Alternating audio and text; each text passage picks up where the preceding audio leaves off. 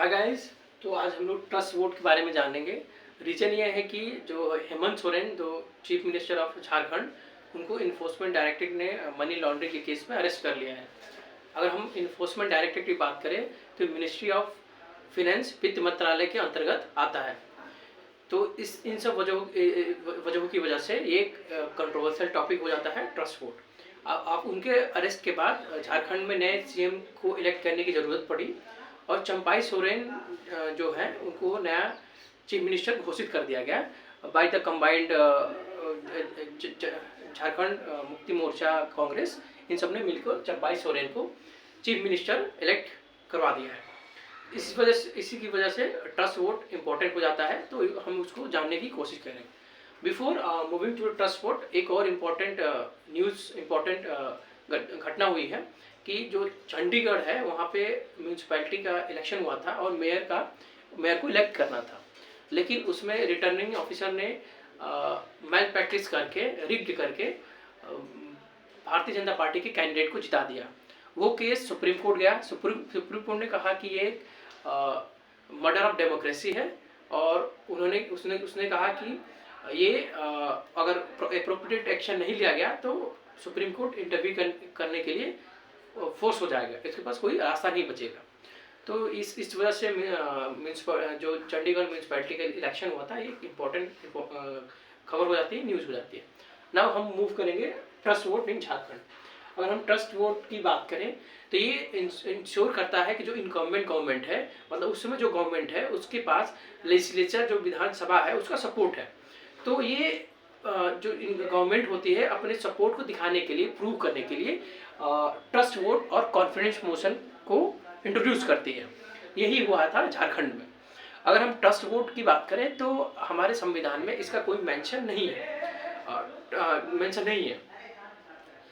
लेकिन आर्टिकल 75 और आर्टिकल 164 ये कहता है कि जो एग्जीक्यूटिव है वो लोअर हाउस के प्रति उत्तरदायी है।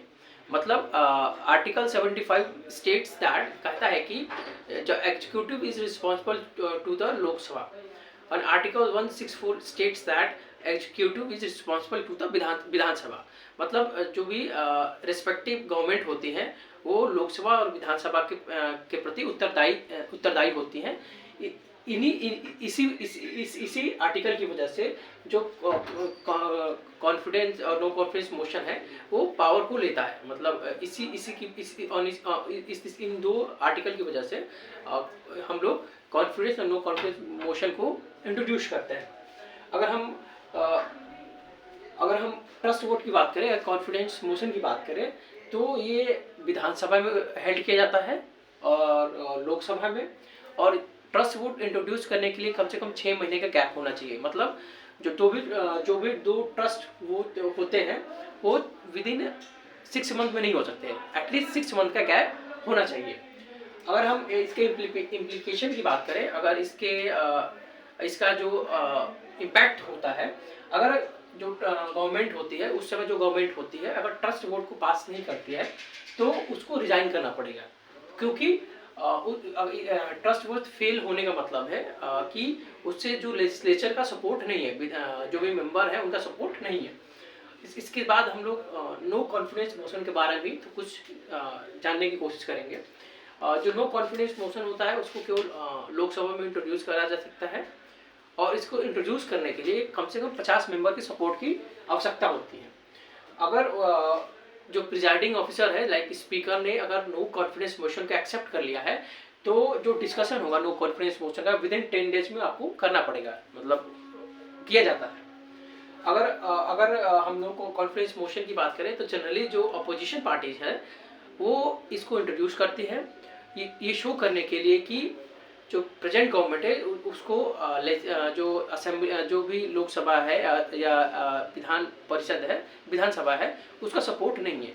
तो अगर गवर्नमेंट नो कॉन्फिडेंस मोशन को पास नहीं करती है तो इसको रिजाइन करना पड़ता है। लास्ट में हम लोग कंपोजिट फ्लोर टेस्ट की भी बात करेंगे क्योंकि इससे ही रिलेटेड है। कंपोजिट फ्लोर टेस्ट तब हेल्ड किया जाता है जब वहाँ पे एक से ज़्यादा कैंडिडेट जो है रेस्पेक्टिव पोजीशन के लिए लाइक सीएम और पीएम के लिए क्लेम कर रहे हैं। तो इसको डिसाइड करने के लिए हम कंपोजिट फ्लोट टेस्ट का को रखते हैं कि किसके पास एक्चुअली सपोर्ट है। तो ये सब इम्पोर्टेंट इंफॉर्मेशन थी, न्यूज़ था। धन्यवाद।